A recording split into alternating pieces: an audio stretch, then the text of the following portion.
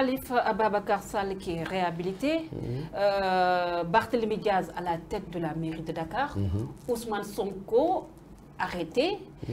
son partout qui est dissous, lieutenant yu bari ils sont en prison, mun nañu wax ne sax ñu ëpp ci ñoom ils sont traqués. Finalement, est-ce qu'il n'est pas le vrai perdant dans cette histoire? Et pour ne pas dire, est-ce que Air Sonko mënuñu wax ne comme xale yi ni ñu koy waxee léegi noonu? Bon, c'est difficile à dire, mais je pense que tout dépend du destin politique qu'il se donnera lui-même. Ça dépend. Gis nga bu taxawoon jàngat situation bi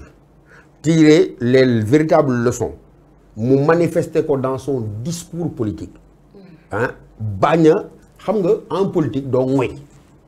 ça non boo ngoyee da ngay ñàkk. Il s'est trop agrippé. waaw doo ngoy c'est-à-dire doo ko def une affaire d'ego personnel. Non maa jàppoon fii il est inadmissible que ma taxaw naan fi mu nekk nii et cetera alors que moi j'ai dit le bon discours je l'ai dit quelque part j'ai dit attention à sa place le bon discours j'ai dit écoutez waa ji mën na ma damay pousse la lépp daal ne waa ji mën na ma jaay na ma doole écoutez j'ai dit comme Wade man du ma tuur deretu sénégalais won na ma ne moom ma ëpp doole il a ceci il a cela sur la base de ça il a instrumentalisé ba me retrouver dans cette situation mais que l'espoir est là et que demain nous appartient tey moom la ëllëg ñun la lu mu mënti def teg ko ci man teg ko ñama àndal dama ko jéggal parce que jullit day baale extra tu comprends un peu le type de discours qui fait que day utiliser cette situation là pour la retourner contre ñi nga xam ñoo ko jox mais mooy bi mooy lan mooy cette grève de la faim n'est pas une bonne idée surtout par rapport à sa santé on nous informe nulle part elle n'a enfin xam nga loolu nag position personnelle bu ñu mën a am la man ak yow d'accord nañ ci mais on peut concéder à d'autres que ñoom jàpp nañ ni c'est un bon moyen mais bon ci laajee mon avis j'ai dit clairement je ne pense pas que ça soit un moyen pertinent parce que quel que soit l'issue yow rek yaa ci loru quoi je ne pense pas parce que lan nga ci mën a am bu fekkee un leader politique la c'est essayer de balancer de contrebalancer le poids de l'opinion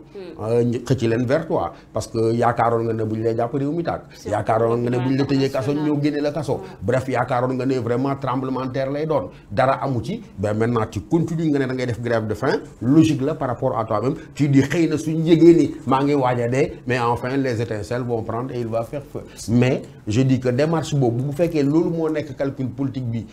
c'est voué à l'échec et également de notre point de vue man de je suis pas un militant de la grève de la faim amul njëriñ man li ma gëm mooy le président Sonko il a tout son avenir devant lui qu'il se projette il y a une période qui a été celle de son combat avec Macky na def ni Ablaye Wade élection bu pare woon moom moo ko wax ne na damay jël kaamir bi ne soxna Viviane jox ma sijaada bi ma daal di teg di xaar général bi fàtt naa tur bi bu jël si ko mu yóbbu ko c'était comme ça njàpp mais du tere bu ñëwaatee élection yi bu jeexee ñu ne gouvernement et les gens oublient que bu ne woon day du gouvernement mais c'était un tollé les gens dañ doon dóor ci table bi avec tout ce qu'on lui a fait kii il a trahi la révolution machin pa bi xam li mu xam ñëw ubbil buntu bi ne ko yaay président de la République dugal ci biir tëjal ko oto bokk ci ginnaaw te xam na da ciy jot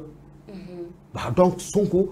il n'a pas été assez stratège oui c'est-à-dire que mooy li ma la wax xam nga moo tax bi nga ne révolution mën a révolte spontanée parce que ça n'a pas été c'est allé trop vite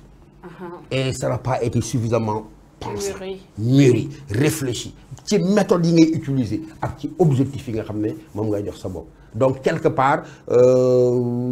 dafa yaakaaroon ne le fruit est tellement mûr qu'il tomberait tout seul tranquillement loolu laa jàpp mais que en réalité espoir la boo xam ne ndaw yi bëgg nañ ko te ba léegi ñu ngi koy bëgg mais xëy na stratégie démarche politique certaines formes d'alliance ont fait que la situation s'est retournée contre lui mais je dis ba léegi aujourd'hui en lieu et place d'une grève de faim il peut construire le discours de sa réhabilitation il peut construire le discours qui fera que le projet PASTEF ne meurt pas même si le parti est mort parce que c'est une idée en principe un projet. Désigner un autre pour les échéances à venir en 2024. Je ne dis même pas désigner, j'ai dit construire un discours qui fasse que l'idée,